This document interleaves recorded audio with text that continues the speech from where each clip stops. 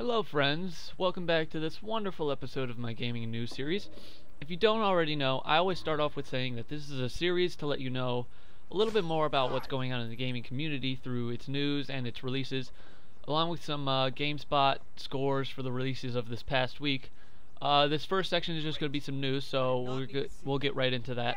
Modern Warfare 3 reached the $1 billion mark in sales faster than Avatar, which is saying a lot. It means it's faster than any video game, and it's faster than the biggest in theaters movie ever. It reached the $1 million mark in just 16 days, which kind of seems like a long time, but each day wasn't its release, so none of the days after the release received the $400 million plus that it did on day one. This accomplishment is pretty astounding, seeing as the all-time leading moneymaker in movie business is Avatar, and it took 17 days to reach the $1 billion mark. My bad. It's apparent that whether you like it or not, Call of Duty is the highest-selling game ever, and not even a Battlefield title launching around the same time as the Modern Warfare 3 title, that can't even bring it down. I mean, maybe if Battlefield was released different, it would have maybe taken, I'm going to say, 2 weeks to get the $1 billion mark. But man, Call of Duty is just a monster in the gaming business right now. But let's move on to another piece of news. If you buy Nintendo games now, games and hardware, you're going to be able to get some free downloadable games. That's just what the title is of this news thing. It's kind of a little loopholey. The Wii has been offering digital and physical prizes through their Club Nintendo service with the use of a coin system for years now, but it really gets good this January because in the past the prizes have just been posters or trading cards or game cases, whatever that is. But this January, Club Nintendo will be adding downloadable Wii and 3DS games to that coin purchase system or whatever. So far there are only 2 options for downloading on the Wii, but that's just when it's first applied. These games are Super Mario Kart for 100 coins, which is a step up from its $8 or whatever, but coins are received through buying games and the hardware and everything, so it might take a lot of money, but you'll get a free game if you buy enough. But then the other game for the Wii will be Fluidity for 150 coins. The 3DS will also get 2 games at the start, and that's 3D Classics Xevious or whatever. I don't know how to pronounce that. Xevious. Xevious. I don't know. That's going to be 100 coins, and then the other one is Mario vs. Donkey Kong Minis March Again. That's going to be 100 coins also, I believe. But this new approach is probably going to help Nintendo with their sales in the US, since players will get points for buying the hardware and registering for their bought games. So hopefully their sales will go up through that. But that's the news this week. Remember, you guys can always hit up oneup.com or any other gaming site to just read about some news if you're interested in that kind of stuff, unless you just like listening to the news like in this. But right now though, we are going to go through the releases from this past week.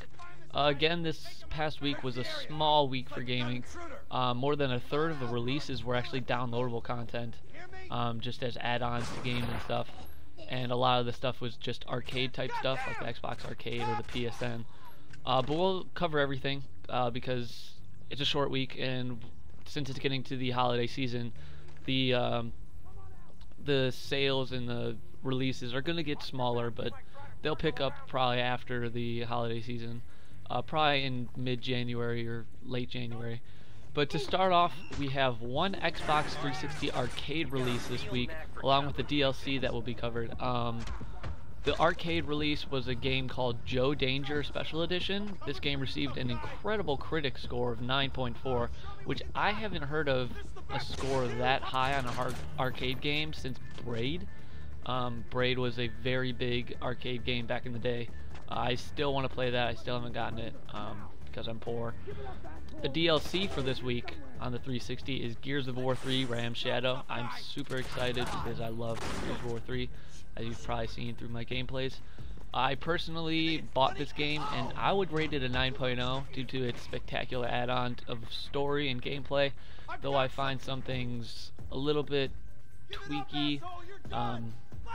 But however, I have to go to GameSpot to give the score, because I always do, and Ram Shadow received a critic score of 7.8 on GameSpot.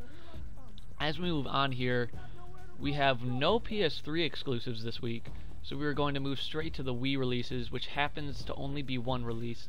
The good thing, though, is that we're not getting a full load of releases for the Wii and then no scores. We get a score this week, which I'm super excited to share with you guys.